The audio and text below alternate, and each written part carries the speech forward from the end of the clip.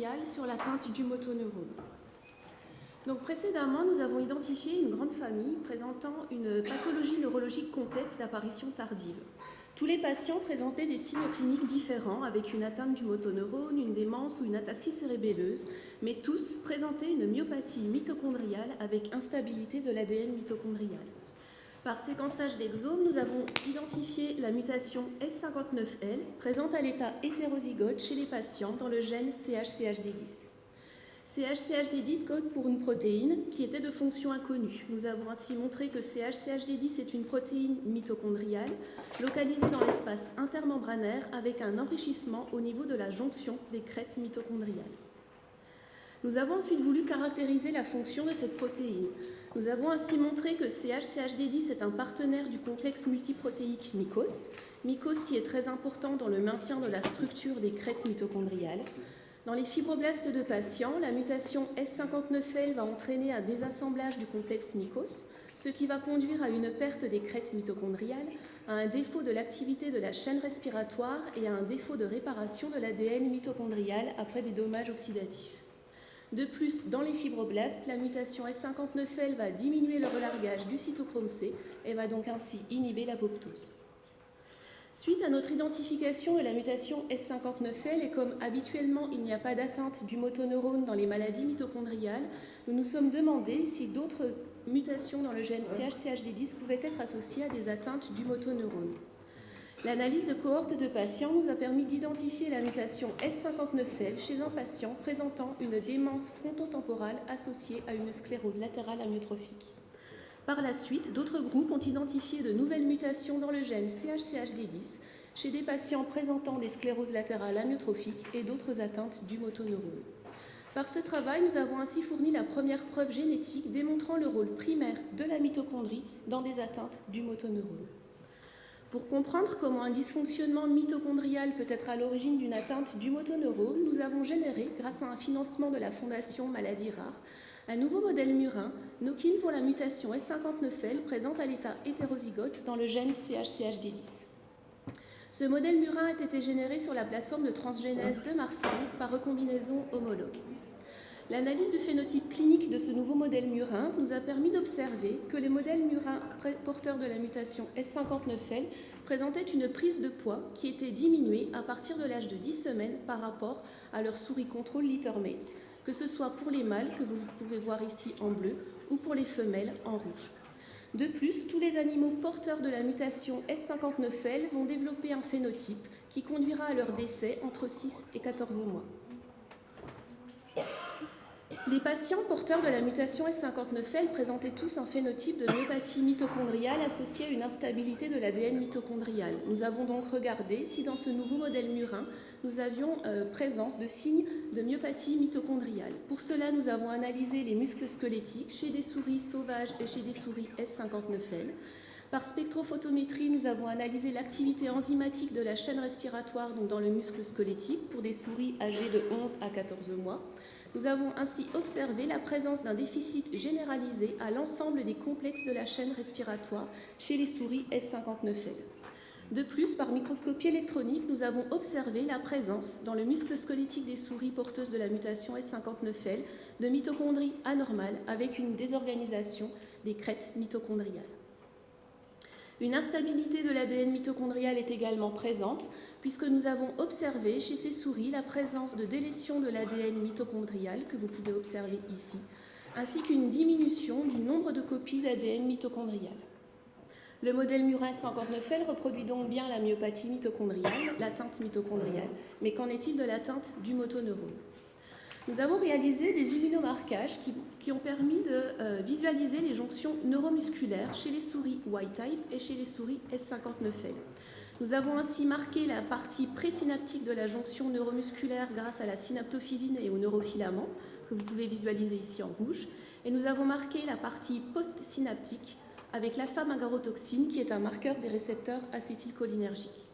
L'analyse de la morphologie de ces jonctions neuromusculaires nous a permis d'observer une augmentation de la fragmentation des jonctions neuromusculaires chez les souris S59L.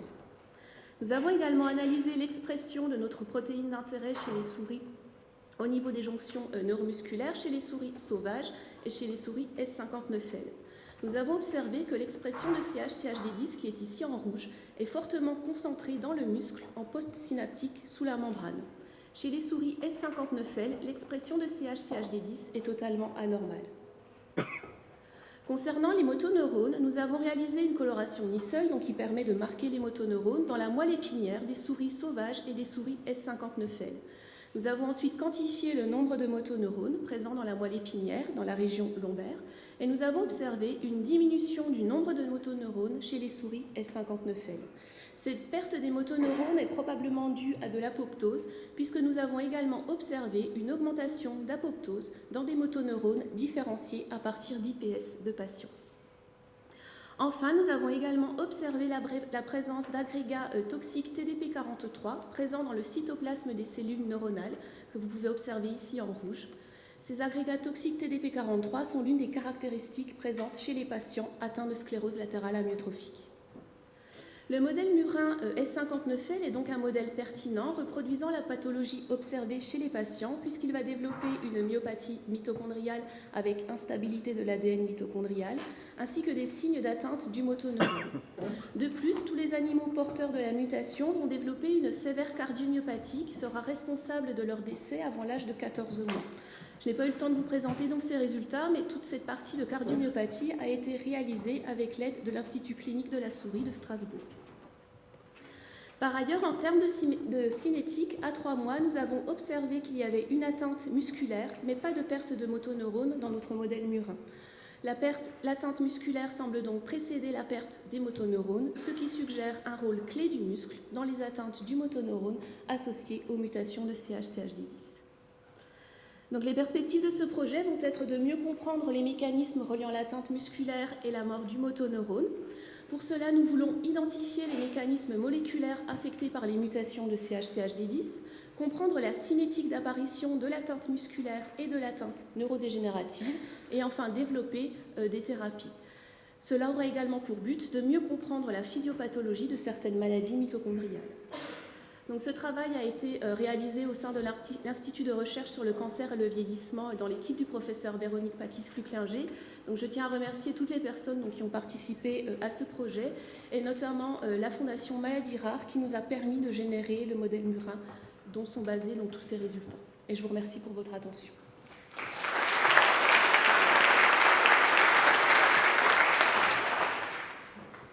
Merci beaucoup. Est-ce qu'il y a une question ? Yann. Bonjour, très joli travail.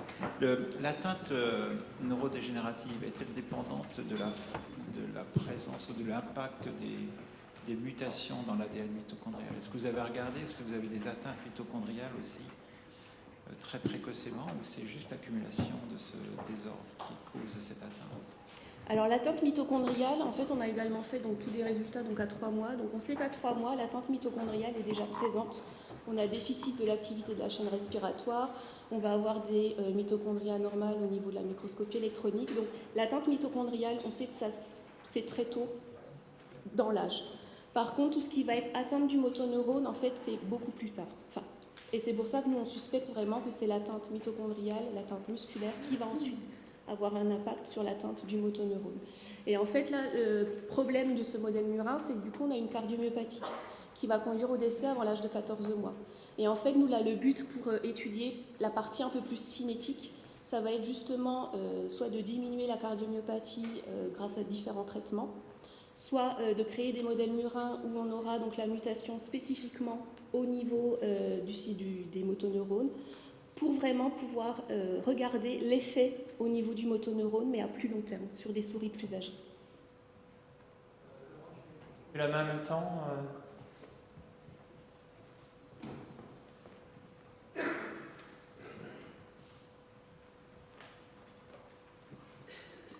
Merci.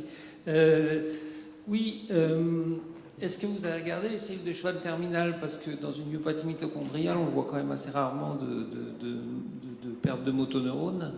Ce qui fait bien mourir les motoneurones, c'est quand la cellule de Schwann terminale meurt. Non, ça on n'a pas encore réussi, on n'a pas encore eu le temps de le regarder. En fait, le modèle murin, on l'a depuis un peu plus de 2 ans.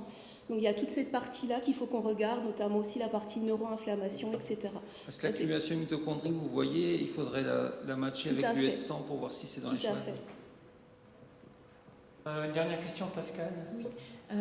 Donc votre séquentiel qui montre que l'atteinte musculaire apparaît avant l'atteinte des motoneurones, donc elle va être vraiment répondue avec le conditionnel. Là, j'essaie de faire le parallèle avec les travaux sur Duchenne, où aussi également il y a des atteintes neuronales.